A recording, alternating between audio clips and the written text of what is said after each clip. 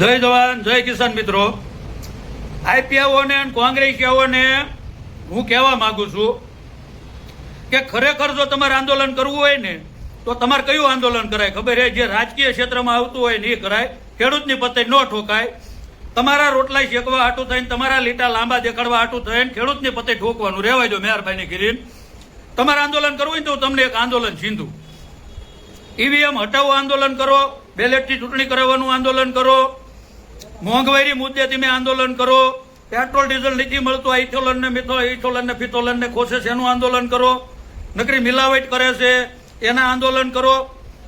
જે કરવાની છે કરો, ન કરવાની રેવાય જો. ખેડૂતની પથારીમાં તમે ખેડૂતે પથારી કરી છે ને એ પથારી ફેરવવાનું તમે રેવાય જો. ખેડૂત જે આંદોલન કરે છે ને એ બરોબર કરે છે, એમની માંગણીઓ બરોબર છે, પણ તમે નોખા રસ્તે લઈ જવાનું રેવાય જો મહેરબાની કરીને. તમે તમારો ધંધો કરો. અમને ખબર છે કે તમારે શું શું જોવે છે.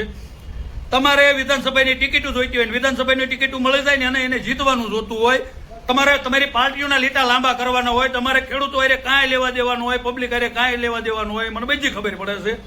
અમે વર્ષોથી આ ધંધો કરતા આવી છે, અમને ખબર છે. બધા હારે બેઠક ઉઠેક અમારી છે. હરામખોરો તેમ હું રમતું કરતા હોય, અમને બધી ખબર છે. મહેરબાની કરીને ખેડૂતની પતે ઠોકવાનું રહેવાય દો. હવે બધા કંટાળ્યા તમારીથી, ભાજપ વાળાથી તો કંટાળ્યા છે, પણ હવે હારવાર તમારીથી ને કંટાળતા જાય છે.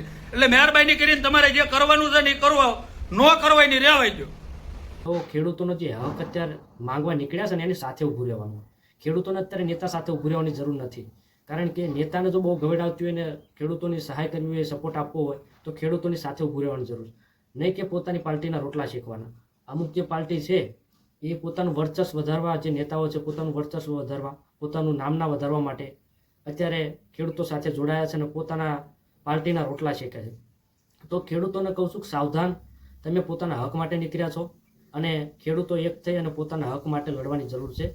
આવા નેતા તમને ગુંગરા કરી અને પોતાના પાર્ટીના રોટલા શેકે છે અને તમને ગુંગરા કરી અને એ પોતાનું નામના વધારવા પડે છે.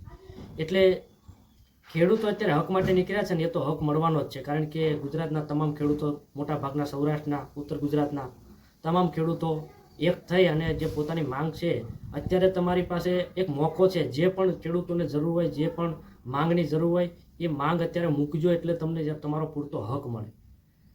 કારણ કે વારી ઘડી આવા ખેડૂતો ક્યારે ભેગા નથી થતા. આજે ખેડૂતો એક સાથે મળી અને પોતાના હક માટે નીકળ્યા છે, ત્યારે અમારા જેવા લોકો તો સપોર્ટ આપે જ છે. પણ જે આમ આદમી પાર્ટી, કોંગ્રેસના નેતા પોતાનું વર્ચ આજ લગીને એ લોકો ક્યાં ગયા હતા? ખેડૂતો ઉપર આટલા અત્યાચાર છે, આટલા નુકસાન થયા, અત્યારે ખેડૂતોના નામના રોટલા શેકે છે.